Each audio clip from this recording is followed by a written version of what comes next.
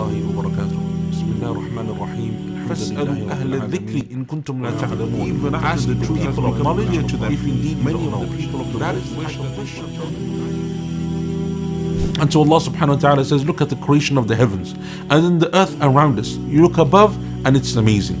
You look around you and it is amazing. The mountains, the trees. One of the common things that you will find people will say is that, well, our parents taught us this. We've been doing this since we were kids. My grandparents used to do this. This is all we've done in our family. I don't know anything else. Allah says subhanahu wa ta'ala that these people love wealth because it is natural to do so. But despite this, they know that what is more beloved to Allah is that they spend some of it, not all of it, some of it, to groups of people that are needy.